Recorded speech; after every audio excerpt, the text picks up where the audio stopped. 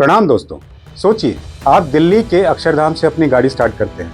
मोदी नगर, खतौली, रुड़की, वो अंतहीन traffic jam, वो घंटों का फ्रस्ट्रेशन अब इतिहास बन चुका है।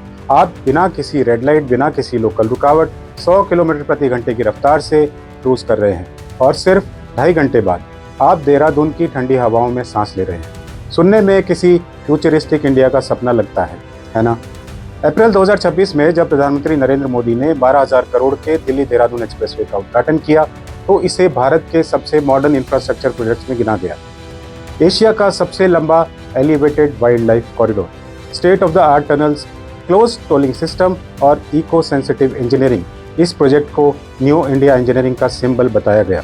लेकिन उद्घाटन के कुछ ही हफ्तों बाद तस्वीरें बदलने लगी। सोशल मीडिया और न्यू रिपोर्ट्स में ऐसी तस्वीरें सामने आने लगी जहां कुछ हिस्सों में सड़क के किनारे इरोजन दिखाई दिया, कहीं मिट्टी बह गई और कहीं रिपेयर वर्क शुरू करना पड़ा। अब सवाल उठता है कि जिस एक्सप्रेसवे को बनाने में देश की सबसे एडवांस्ड इंजीनियरिंग लगी, जिस पर कि 12,000 करोड़ रुपए खर्च हुए, उसमें शुरुआत के कुछ हफ्तों में स्ट्रक्चरल कंसर्न्स क्यों सामने आने लगे? क्या ये बड़े इंफ्रास्ट्रक्चर प्रोजेक्ट्स में होने वाले शुरुआती टेक्निकल इश्यूज हैं, या फिर ये भारत के इंफ्रास्ट्रक्चर बूम के पीछे छिपी किसी बड़ी सिस्टमेटिक प्रॉब्लम की वार्निंग है? आज के वीडियो में हम इसी रियलिटी चेक का निष्पक्ष एनालिसिस करेंगे। दोस्तों, इस कंट्रोवर्सी को समझने से पहले ये समझना जरूरी है कि आखिर ये एक्सप्रेसवे इतना स्पेशल क्यों माना जा रहा है। करीब 210 किलोमीटर लंबा ये कॉरिडोर सिर्फ एक हाईवे नहीं, बल्कि नॉर्थ इंडिया की कनेक्टिविटी बदलने वाला मेगा प्रोजेक्ट है। इसे कुल 4 फेजेस में डेवलप किया गया है। दिल्ली से एनसीआर सेक्शन को हाई कैपेसिटी डिज़ाइन दिया गया ताकि हैवी ट्रैफिक आसानी से निकल सके। लेकिन इस पूरे प्रोजेक्ट का सबसे एक्स्ट्रा ऑर्डिनरी हिस्सा है राजाजी नेशनल पार्क के इको सेंसिटिव जोन से गुजरने वाला एलिवेटेड वाइल्ड लाइफ कॉरिडोर। पहले जब जंगलों के बीच हाईवे बनाए जाते थे तो सबसे बड़ा नुकसान वाइल्ड लाइफ को होता था, तेज रफ्तार व्हीकल्स, एनिमल डेथ्स और फ्रेगमेंटेड फॉरेस्ट जोन्स। लेकिन इस प्रोजेक्ट में इंजीनियर्स ने करीब 12 किलोमीटर लंबा एलिवेटेड वाइल्ड लाइफ कॉरिडोर बनाया, जिसे एशिया का सबसे लंबा वाइल्ड लाइफ कॉरिडोर कहा जाता है। हाईवे को जमीन से ऊपर पिलर्स पर बनाया गया ताकि नीचे जंगल का नेचुरल मूवमेंट जो है बना रहे। हाथी, हिरण और दूसरे वाइल्ड लाइफ स्पीसीज बिना इंटरप्शन के नीचे मूव कर सकें। और इसके अलावा डाटखाली क्षेत्र में लगभग 2.3 किलोमीटर लंबी twin tube tunnel, advance ventilation system और क्लोज्ड टोलिंग टेक्नोलॉजी इस एक्सप्रेसवे को ग्लोबल स्टैंडर्ड इंफ्रास्ट्रक्चर कैटेगरी में ले जाते हैं। कागज़ पर ये प्रोजेक्ट ऑलमोस्ट परफेक्ट दिखाई देता था, तो फिर ग्राउंड रियलिटी में कंसर्न्स क्यों आने लगे? मई 2026 में उद्घाटन के कुछ ही समय बाद उत्तर प्रदेश और उत्तराखंड बॉर्डर के आसपास कुछ हिस्सों में डैमेज रिपोर्ट्स सामने आने लगी। बिहारीगढ़ क्षेत्र के पास कुछ सेक्शंस में रोड किनारों पर इरोजन दिखाई दिया। कुछ जगहों पर मिट्टी बहने के कारण इमरजेंसी रिपेयर वर्क शुरू करना पड़ा। प्रशासन ने प्रिकॉशनरी बैरिकेडिंग भी लगाई ताकि किसी प्रकार का हादसा न हो। इसके अलावा सहारनपुर के आसपास कुछ एम्बैंकमेंट सेक्शंस में भी सॉइल इरोजन की रिपोर्ट सामने आई। अब यहाँ सबसे महत्वपूर्ण बात क्या है? भारत का पीक मानसून अभी शुरू नहीं हुआ था, यानी प्री मानसून बारिश और रेगुलर ट्रैफिक प्रेशर के दौरान ही मेंटेनेंस इंटरवेंशन की जरूरत पड़ने लगी। इंफ्रास्ट्रक्चर एक्सपर्ट्स बताते हैं किसी भी हाईवे की सबसे क्रिटिकल चीज़ सिर्फ ऊपर की सड़क नहीं होती, बल्कि नीचे की मिट्टी, ड्रेनेज सिस्टम और वाटर मैनेजमेंट होता है। अगर बारिश का पानी सही तरीके से बाहर ना निकले तो वो धीरे धीरे रोड बेस के अंदर सीप होने लगता है और यही सीपेज समय के साथ सॉइल इरोजन और सेटलमेंट का कारण बन सकता है। अब इसी बीच एक और रिपोर्ट चर्चा में आई। कुछ पिलर्स को रीइंफोर्समेंट और स्टील जैकेटिंग की ज़रूरत पड़ी। हालांकि एनएचएआई ने इसे प्रिकॉशनरी इंजीनियरिंग मेजर बताया, यानी कि ऑफिशियली इसे अनसेफ घोषित नहीं किया गया। लेकिन इतना ज़रूर साफ था कि अथॉरिटीज़ को कुछ स्ट्रक्चरल सेक्शंस पर अतिरिक्त अटेंशन देनी पड़ी और यही बात लोगों के मन में सवाल पैदा करने लगी।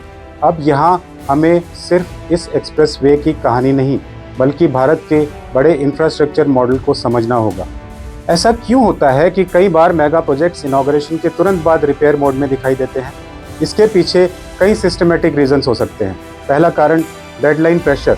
दिल्ली देहरादून एक्सप्रेसवे की डेडलाइन कई बार आगे बढ़ी। जब किसी बड़े प्रोजेक्ट में डिले होता है तो उसे जल्दी ऑपरेशनल बनाने का प्रेशर बढ़ जाता है। एक्सपर्ट्स बताते हैं कि हाईवे कंस्ट्रक्शन में सॉइल कंपैक्शन और सेटलमेंट प्रोसेस बेहद महत्वपूर्ण होती है।